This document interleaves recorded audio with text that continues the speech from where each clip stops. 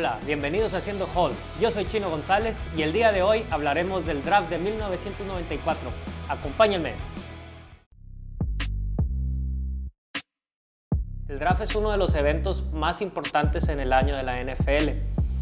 El draft consiste en seleccionar jugadores que vienen saliendo de las universidades en Estados Unidos para reforzar los equipos, las necesidades de cada uno de los equipos. El draft es solamente el resultado de un estudio de todos los jugadores que están disponibles en ese año por medio del combine, entrevistas, algunas prácticas privadas con los equipos. Entonces el día del draft los equipos llegan a este evento con ya el análisis de los jugadores que ellos desean, y es donde empieza todos los movimientos, intercambios, negociaciones entre equipos, incluso discusiones dentro del equipo, porque, por ejemplo, si tú quieres un corredor, obviamente hay una persona que va a tomar la decisión, pero tiene todo un equipo que puede opinar. ¿Sabes qué? Yo quiero yo pienso que es mejor el otro. Entonces es una discusión que al final de cuentas el gerente general es el que toma la decisión a qué novato contratar. Les voy a platicar un poco más a detalle. No siempre el draft ha sido como lo conocemos ahora. A partir de 1991, Jerry Jones y Jimmy Johnson, que es el dueño y entrenador en jefe de los Vaqueros desde 1989, cambiaron la modalidad del draft. Ellos crearon un algoritmo para poder saber qué valor tenían cada uno de las selecciones dentro del draft. ¿Qué quiere decir esto? Que le dieron un valor. Entonces, si ellos querían una selección, sabían exactamente qué ofrecer para poder obtenerla sin tener que perder o ganar de más. Simplemente ellos valorizaron cada uno de las selecciones. Entonces, en 1991, ellos hicieron probablemente el mejor cambio en la historia de la NFL al dar a Minnesota al mejor corredor de la liga, que es Herschel Walker. Producto de este intercambio, los Vaqueros tuvieron muchas selecciones, de las cuales 9 fueron factor clave para convertir el equipo de un ganado 15 perdidos a ganar 2 Super Bowls consecutivos. Entonces el draft que conocemos ahora cambió totalmente. Bueno, el draft del 94 es un parteaguas de cómo conocemos actualmente el draft. Si ahorita nosotros sintonizamos el canal de la NFL y vemos cómo se lleva el draft ahora es todo un espectáculo televisivo donde los jugadores llegan y hay alfombra roja y la televisión hace todo un show. Bueno, antes de 1994 esto no era así. Existía el draft, más era algo más como un proceso, no tenía tanta exposición televisiva. A partir de 1994, ESPN empezó a introducir cámaras y reporteros dentro de las oficinas de los equipos para darnos esa sensación de lo que se siente estar dentro de las oficinas de los equipos, de cómo toman las decisiones, las reacciones de los dueños, de los gerentes, de los entrenadores. Incluso hay un video donde en 1994 los Vaqueros estaban tras Willie McGinest, un ala defensivo. Entonces ellos hicieron lo posible para poder obtener este jugador, pero no lo consiguieron. Los Patriotas lo seleccionaron antes y se ve la reacción de Jerry Jones, donde no consigue obtener este jugador. Entonces en 1994 fue la primera ocasión donde el espectador empezó a ver cómo se vive el draft dentro de los equipos. Y esto, si le sumamos a que hubo una gran polémica o se generó un show en vivo, por así decirlo, donde un comentarista hizo una declaración.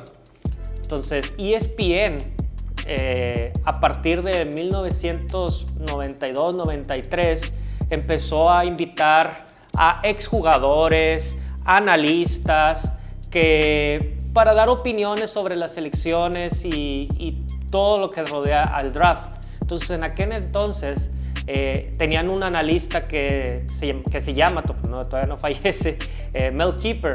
Desde 1981, él escribía un libro antes del draft con todos los prospectos, él poniendo pros, contras, etcétera, etcétera. Entonces fue el primer analista que tenía acceso a información que en otros tiempos no se podía obtener. Entonces él tenía información dentro de los equipos y podía opinar un poco más profundo que los demás reporteros. Aún así, él no tenía acceso a análisis médicos, análisis psicológicos que se le hacen a los jugadores. Solamente tenía información del combine y ciertas informaciones que son superficiales. Entonces, una semana antes del draft, Mel Kiper publicaba en los principales periódicos las selecciones que él consideraba que eran las mejores para cada equipo de acuerdo a sus necesidades, tomando referencia la temporada anterior. Por ejemplo, si un equipo el ataque terrestre no fue lo mejor, entonces él decía, pues a lo mejor necesita un tackle ofensivo y pues la mejor opción de tackle ofensivo viene de esta universidad. O ¿sabes qué? No tuvo un buen ataque aéreo, ¿sabes qué? Pues a lo mejor ellos deberían de seleccionar un receptor. Entonces, en base a todo eso, él hacía un listado. Este equipo debe seleccionar este jugador, este equipo debe seleccionar este jugador. Y así él hacía toda una columna dentro de los periódicos con su opinión de qué selección debe de tener cada equipo. Aquí es donde viene lo interesante. En la primera ronda, él consideraba que los Indianapolis Colts debían de seleccionar un quarterback. El mejor quarterback de ese draft era Trent Dilfer. Entonces, llegó la selección de los Indianapolis Colts y ellos seleccionaron a Marshall Faulk. Entonces, cuando se hizo esta selección, la reacción de Mel Kiper al aire, que eso fue lo más importante, fue decir que los Colts, por este tipo de decisiones, siempre han sido un equipo mediocre y siempre van a ser un equipo mediocre. En resumen, entonces todos quedaron en shock por esa declaración. Incluso Joe Theismann estaba al lado de él y la expresión en su cara fue asombrosa, porque quedó en shock, no esperaba el comentario de Mel Kiper. Entonces fue un momento muy épico dentro del draft. Más adelante, Bill Tobin, que era el gerente general de los Indianapolis Colts, lo entrevistaron. Había un corresponsal dentro de la oficina de los Colts. Lo entrevistó y la primera declaración que hizo Bill Tobin fue: ¿quién carajos es Mel Kiper? Yo no conozco a este señor. Yo nunca he escuchado que él haya sido entrenador. Yo no sé quién, no tiene credenciales como gerente general, no tiene ninguna experiencia. Él no sabe nada de lo que está opinando. Entonces, para mí, la opinión de él es igual que la de mi vecino, que es un cartero. Él no tiene ninguna credencial para estar opinando a esto. Entonces, la reacción de todos los gerentes generales después de esto, ellos declaran ahora que cuando Bill Tobin hizo esa declaración él habló por todos nosotros. ¿Por qué? Porque en aquel entonces era el inicio de estos analistas que comenzaban a opinar de las selecciones de los equipos. Al final de cuentas, la selección de los Colts, Marshall Faulk, es uno de los dos jugadores seleccionados en 1994 que llegaron al Salón de la Fama. El otro es Larry Allen. Y Trent Dilfer fue un quarterback promedio, fue seleccionado por Tampa Bay, Jugó 6 temporadas con Tampa Bay, de ahí fue cambiado para Baltimore y con la ayuda de una de las mejores defensivas en la historia de la NFL, liderada por Ray Lewis, ganó el Super Bowl en el estadio de Tampa Bay.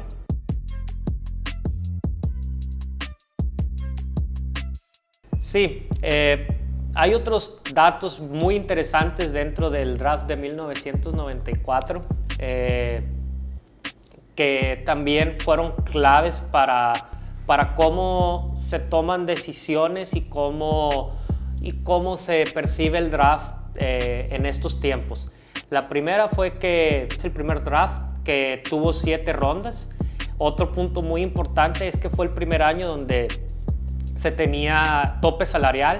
Entonces uno de los cambios o de las ventas más impresionantes fue cuando las Águilas de Filadelfia vendieron o cambiaron a Bill Romanowski, que era su mejor jugador en aquel entonces, por 2 selecciones de draft. Entonces este tope salarial cambió todo cómo se hacían las negociaciones entre los equipos. Y la tercera, que para mí es una de las más interesantes de esta clase del 94, es que existen los agentes libres novatos. ¿Qué quiere decir esto? Los equipos tuvieron 7 rondas, una selección o varias selecciones por ronda, y ellos escogieron diferentes jugadores. Al final del draft de las 7 rondas, aún quedan jugadores novatos disponibles. Entonces estos novatos disponibles se les conoce como agentes libres novatos. Bueno, esta agencia libre de novatos de 1994 surgieron 3 nombres que para mí es una de las mejores clases de agentes libres de novatos mejores de todos los tiempos, la del 94. Primero es Jamal Lewis, que pasaron 25 jugadores encima, jugadores corredores, primero que él, y solamente 2 tuvieron mejores números que él. A Jamal Lewis lo recordamos con Atlanta por el baile del pájaro sucio, o el Dirty Bird, que en 1999 fue un hit este equipo. Entonces este es uno de los principales jugadores. El otro es Rod Smith. Rod Smith, nada más y nada menos, es el líder receptor de los Broncos de Denver de todos los tiempos. Más yardas, más recepciones y más touchdowns. Y por último, y no menos importante, el mejor novato, en mi opinión, no drafteado en la historia, Kurt Warner. Kurt Warner